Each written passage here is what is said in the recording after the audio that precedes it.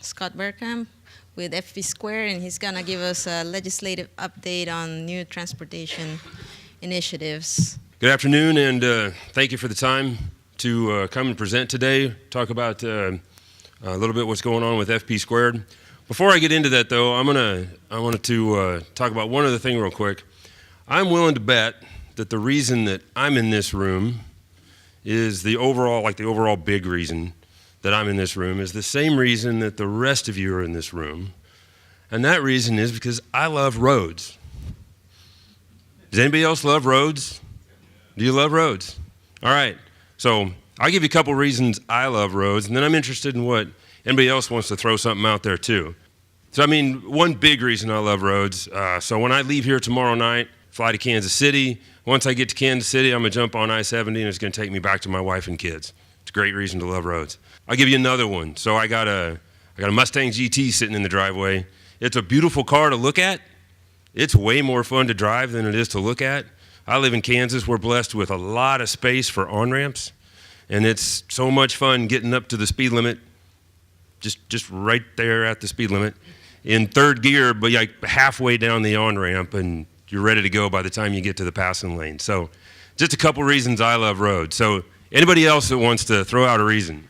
I like roads because, A, I like to travel and see new places. So that's how I typically go. It's, I like to fly as well, but, driving, you get to see a lot more of the community. I love roads for a lot of different reasons, but one of them is it brings on a lot of conversation on Saturday mornings with my neighbors. And by that, I mean I live in a 2 cul-de-sac, 9-home area, and within that, we have a doctor, a lawyer, an IT professional, a pharmacist, a pastor, and myself. And the doctor every Saturday morning talks about everybody that comes in with all their aches and pains. The lawyer always talks about all the different frivolous lawsuits people bring into his office. The IT guy says it's changing ever so much that those guys can't keep enough people going, and it just drives him crazy. The pharmacist talks about everybody that's getting all the pain meds all the time, and I stand there and convince them all it's because we have underfunded bad roads that are causing all these problems. And the pastor, John, he just stands here and says, I'm going to pray for all of you. I think roads have made a wonderful, fascinating career for me. It is always interesting. There's always new stuff to learn. So I am grateful for roads for all of the getting around town stuff, but also as a really good career. All right, so what we're going to talk about here is what's happening in Washington, D.C. My name's Scott Berkamp. I'm president of Berkamp Incorporated. It's my day job. My volunteer job is president of FP2. So let's talk about what's happening in D.C. We're going to talk about the House and the Senate, how they've changed, what the status is of the committees and that kind of deal, what they're working on. We'll talk about it in the Senate as well. The administration's had plenty to say on this. They have plenty to say on everything. And then we'll wrap all that up into putting it all together. So I bet you all know what the significance of 1993 is with respect to this conversation. Anybody? It's the last time the gas tax was modified. It was raised, that's right. So that was the Clinton administration. Yeah, we've gone like 26 years without raising the gas tax, or the user's fee, as I prefer to call it. As perspective, in the Reagan administration, it was raised twice. So that's how far behind we are. You know what 40% means? Yeah, exactly. So $1 in the Highway Trust Fund in 2019 will buy 40% of the square yards that it bought in 1993 when it was first set into place. So that's how behind the 8 ball we are. That's how much things have changed since it's been addressed. Of course, the House has changed in the last election. It's now Democrat control rather than Republican control. That changed the committees, of course. So Representative Peter DeFazio from Oregon is the chair of the House Transportation and Infrastructure Committee, which has the lead on roads in the House. And then Sam Graves, Republican from Missouri, is the ranking member. Now, something interesting to note about the Transportation and Infrastructure Committee, the T&I Committee, it's got 67 members. Can you imagine chairing that committee? That just sounds like pain to a committee of 67 people. It's done that way on purpose, and that was to get participation from all over the country because roads affect everybody. That's not the same for every committee, but certainly is for roads. And so it was done on purpose, a lot of representation there. But due to elections and the change in leadership, a third of them are new. So I'll relate to you a story like the first time I went to Washington, D.C. and visited with one of our legislators, and this was 8 or 10 years ago, and we were going to be in D.C. for TRB, and it was before I was involved with FP2, and we just decided to go see them and see what they're working on with it, how it pertains to roads. So we called up, made an appointment, come in, sit down, meeting with staff, do the pleasantries, and got to talk about where you're from because that's part of the deal. Said, they asked us, so what would you like to talk about? And we said, we're here to talk about roads. And they got that kind of interesting look on their face. It's like, what's up? It says, nobody ever comes in here to talk about roads. That was their reaction. It's just at the House level, House of Representatives, they just didn't get any feedback from the constituents on roads. So it was really interesting to understand that. So my point in this third that's new, they need some education, they need some input, they need some help to understand what's really going on in the world so that they can make wise choices. So we're going to talk about that a little bit later. Representative DeFazio, I had the pleasure of listening to him give a presentation at the Road User Gang in Washington, D.C. a year or two ago. That dude's passionate. He loves roads too. There's no doubt about that. He understands the importance of them, and he's been willing to work on it. Been on TNI since '86. He knows what's going on. He's learned a lot, or he's learned as he's gone through there. Graves has also been on TNI for a while. He was the subcommittee chair on highways and transit. So we got good leadership in there is my point. The two gentlemen they're heading that up, they get it. They just got a lot of new people with them. TNI's been bipartisan for a long. It's been one of the most bipartisan committees because both sides understand the needs for roads. Both sides have an interest in roads. Might be different reasons, but they both have a high level of interest. One thing DeFazio did, and I say he's pretty outspoken. He was fun to listen to. But in 2017, when the Democrats were in the minority, he introduced this Investing in America, a Penny for Progress Act. And of course, I think everyone in here knows the Highway Trust Fund collects the fees that we pay at the pump, sends them into the trust fund, and then it gets spent out of the trust fund to go into highway projects. It's a pretty simple system. It works well. It's worked well over the years, but it's a money in, money out setup. What DeFazio introduced was this system that collects a penny and a half on those on gas, diesel, and kerosene. It increased what we collected on those. It was an additional penny and a half. But it also allowed the issuance of bonds, and those 30-year bonds. And so what that did was they'd raise the money from selling the bonds right away in the very early part of the program, but then they'd get paid off by that penny and a half over time. So he was really working at it. That's my point, is that DeFazio was really working at a way to address the situation. He got money, the proposal would have gotten money in early to invest, but a penny and a half, we're not really going to notice a penny and a half at the pump. He was trying to appease both sides, get some money, but not a drastic raise in the user fee at the pump. Of course, it didn't go anywhere. He was in the minority. It involved raising taxes, and there's a number of Republicans, and some of them are loud, that just aren't going to ever support that. So it didn't go anywhere, but DeFazio's working at it. He's serious about fixing the problem of the Highway Trust Fund and getting something happening there. And in his point of view, it's ready for prime time. We'll talk about that a little bit. On the Senate side, the Environment and Public Works Committee, which has the main responsibility for roads, did not change leadership. Senator John Barrasso from Wyoming is the chair. Senator Tom Carper from Delaware is the ranking member. However, the Committee for Commerce, Science, and Transportation, that committee has jurisdiction over safety on the highway network. And so anybody here from Mississippi need to talk to Senator Wicker about what preservation treatments, preservation overall can do for safety. Again, some good folks there leading that up.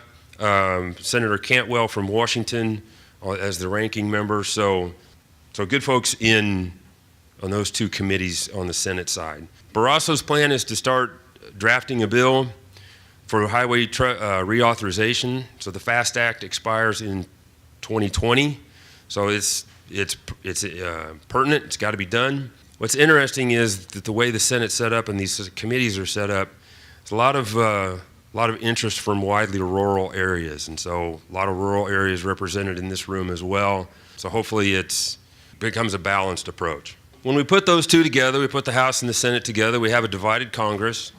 Some people will tell you that, the people that advise us in Washington say that sometimes that makes it easier to get things done, to get something passed when you have a divided Congress, and that's really because they can both point at each other and say, well, they voted for it too, so that nobody takes the blame or nobody takes 100% of the blame.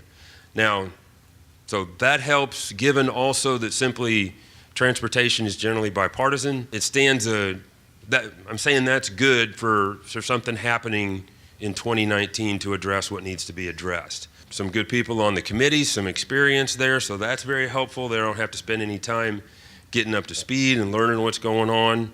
Of course, there is the big question, we got to pay for it. That's going to get interesting. So here's where they're at right now. So we all know that they were shut down most of January. That did not help the situation. Once government got back up and going again, those two committees, House T&I and Senate Environment Public Works committees got together. They had 6 committee hearings in 6 weeks. That's like light speed for Congress. They've really jumped into this and working on it. Also, the House Ways and Means Committee, which is responsible for the funding of it, they've had a hearing on it as well. So really a lot has happened in Washington to get this taken care of this year. There's just some good signs going on here to address the situation. They appear that they're getting pretty serious about it, and that the committees are doing the work that happens in the background at the committee level, at the staff of the committee level that we just don't generally see or don't hear about. They've started on it. That's a really good sign. Here's what they've got to address. Fixing the Highway Trust Fund. Again, the situation is as good now as it's been for a long time, we believe. For part of the reasons we've talked about, a divided Congress, the House is probably just generally more more willing to vote for what they will call a tax increase. But also, I think we've just gotten to the point, 26 years, 40% of the buying power, roads that we all know are not in good shape. Some people in this room travel all over the country, some don't, but the conditions they're not acceptable anywhere. And so I think that should have an effect on Congress. The other thing that should have an effect on Congress is simply that in the last few years, 30-some states have voted at the state level, and it often went to the people to vote to increase gas taxes at the state level so that they can take care of their own state roads. 30-some states, that's almost a supermajority. People have spoken at the state level that they're ready to support this in a lot of places, and so Congress is paying attention to that, we believe, and should see that as, okay, this is something we need to get done. Really, at the national level, they are lagging because the states have moved on past it. They need to work on infrastructure bill, and when we talk about infrastructure, we're talking about the big topic that includes not only highways, but railroads and airports and seaports and sometimes pipeline and broadband and water. And so, there's a lot of stuff to cover there. But also simply, as we said, the FAST Act expires in 2020, and so we need some sort of highway reauthorization bill. That's what they got to work on. Of course, the conflict's how to pay for it. The user fee, the Highway Trust Fund, it's proven. The mechanism is in place to collect those dollars and put them in the trust fund so that they can be spent. This time around, I think we would hope that it's recognized and gets done, that it needs to be indexed. The problem with the one in 1993 is it was not indexed to inflation, it stayed flat, and here we are. So we'd hope that they learn their lesson from that. Vehicle miles traveled is another mechanism that's been thrown out there, that rather than a certain fee per gallon of fuel, it's a certain fee per mile that you traveled. But to this date, at this date, there's no nationwide mechanism for getting that done, no mechanism for collecting those dollars. And so it's unlikely that will be it. There's also privacy concerns that people say, I don't want you to know where I drove. Those could probably be overcome, perhaps. There's some experiments taking place in some states, like perhaps DeFazio's home state of Oregon. I think we'll probably hear that talked about, maybe some experiments run in that, but doubtful that it becomes the mechanism. You know, the Green New Deal was thrown out there. It was kind of an extremely progressive look at the environment. That's probably not going to go anywhere because it's got to get through the other side of the Congress, being the Senate. And the other thing that has happened over the last one or two, I forget, the last one or two highway bills, was that the Highway Trust Fund was lacking. It didn't have enough money, wasn't going to bring in enough money to do what they authorized to spend, and so they moved money from different parts of the budget into the Highway Trust Fund. Part of those were, you kind of had to use some imagination on where that money came from and to get it into the Highway Trust Fund. It was like, okay, if we don't do this program in the future, we'll save this much money and that'll go into the Highway Trust Fund. I think between the combination of seeing through what that really was and exhausting those kinds of mechanisms, that probably won't happen this year, or we don't expect it to happen on this one. We expect the Highway Trust Fund to be addressed and be on firm ground going forward. As we talked about, there's just not enough dollars, so any approach to the Highway Trust Fund needs to be cost effective. To a highway reauthorization bill needs to be cost effective. As I've gone to Washington these last couple years, especially when the Trump administration started talking about big infrastructure spending, it talked about $1 trillion, and they did that in 2018. As they were talking about that, when we'd go to Congress, part of my message to them was, look, you really need to pay attention to pavement preservation, because as this group knows very well, pavement preservation has the ability to keep our highways in good condition without spending the money that you'd spend if you do it in old traditional methods. And so the message was, if you emphasize preservation in the highway bill, that'll free up those same dollars, more of those $1 trillion, to go do the other things that you want to do that need to be done as well. So it's not just spending money, it's investing in what the country needs.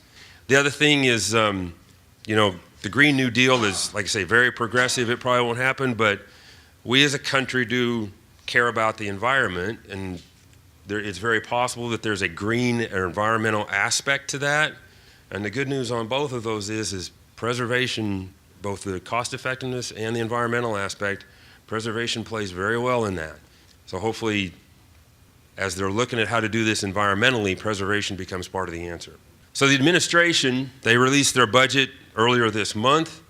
They're again looking to invest $1 trillion in infrastructure. Again, that's spread out over the many areas of infrastructure. They too want a long-term highway reauthorization bill. They should be aligned in that with Congress.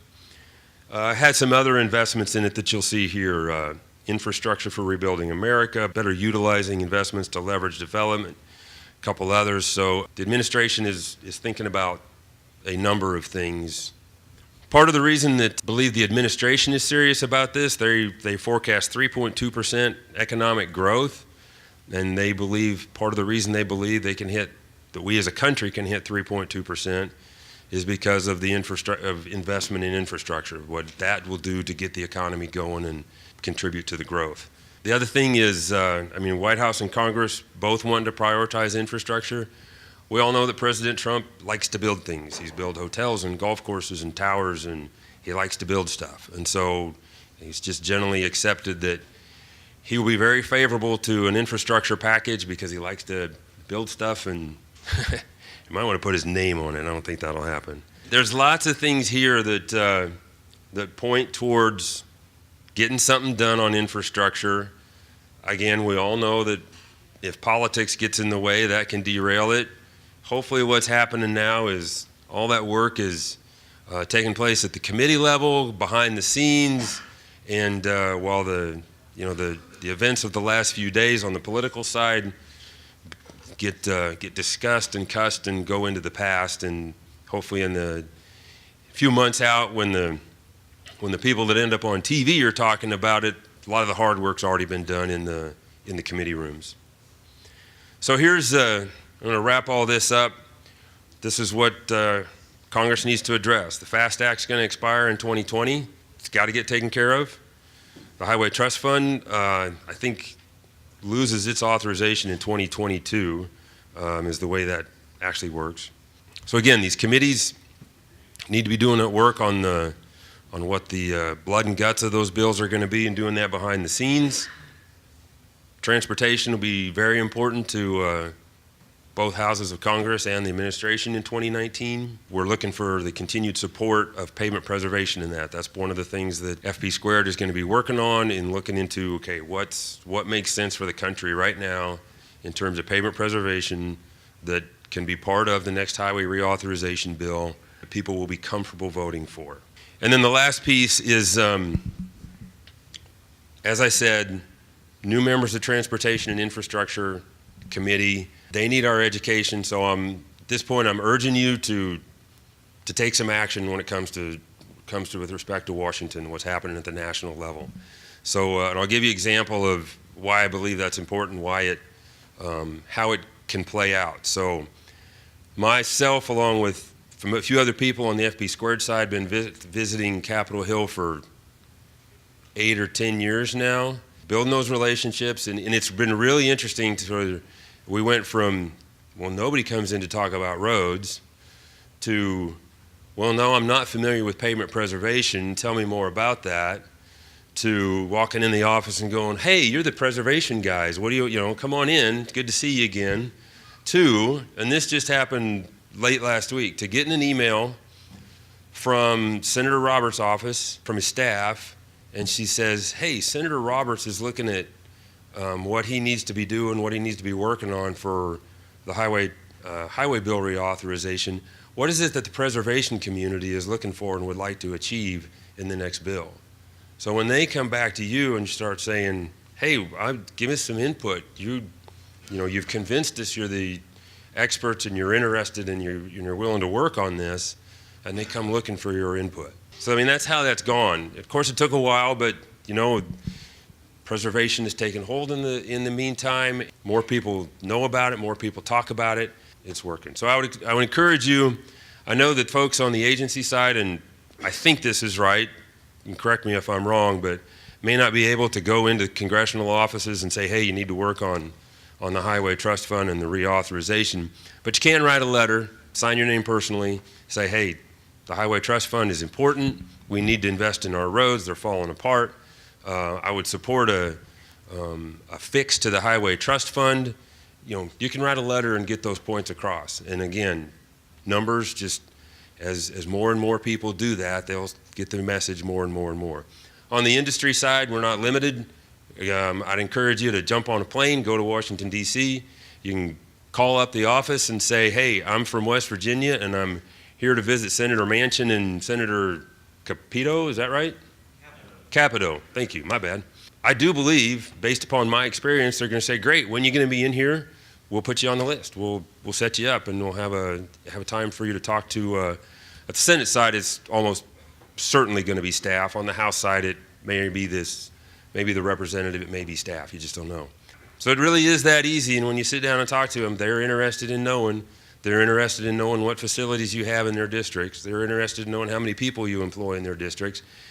They're looking for votes. It's plain and simple. It's a two-way street. We've always gotten interest in, okay, roads are important. You guys are here to talk about roads. Let's talk about roads. So I would encourage you to do that. The Transportation Construction Coalition fly-in is in May. So there'll be a time when a bunch of people go in to talk about transportation. So to really get the message going, just something for you to consider. That is what's happening in Washington, D.C. to date. Are there any questions or comments? Other than just the miles traveled fee, are you seeing any other ideas that are going on to address the much higher fuel efficiency and the electric cars and how that folks are talking about incorporating the user fee into that? The only other thing that on the electric car side there's not really any other mechanisms being talked about. The idea of electric cars is out there. People are aware that, okay, if we do the user fee like we have been, the Highway Trust Fund, electric cars get to drive for free.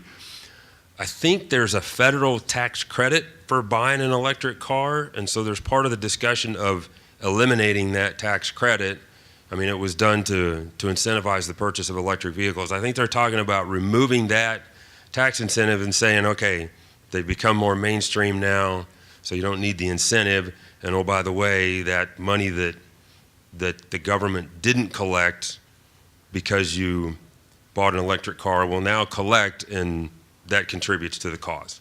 That's the only ones I know of. They're fun, by the way. The electric cars. I'm not against electric cars. Man, I went to an SCCA autocrossing race. Have you all ever done that? An electric car came in like second place and their first place in their division. It's like, you know, there's Mustangs and Corvettes and Miatas out there. It's like, well, how did this happen?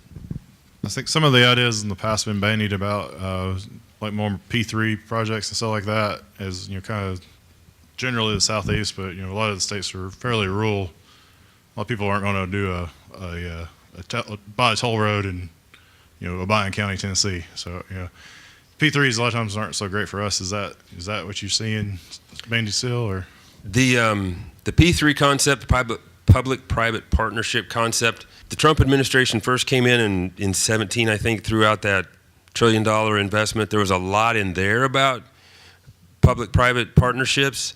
That has really gotten quiet over the since then. It really didn't go anywhere because that was really thrown out there as a discussion starter on how to leverage public funds into private funds invested. Like I say, didn't go anywhere, and so that's kind of quiet now. I just want to say I appreciate you going up there, talking to them, and bringing this information back. This was a good report. Thank you very much. All right, thank you. The preceding was produced by the National Center for Pavement Preservation. More information can be found on the web at pavementpreservation.org. Additional support provided by Michigan State University.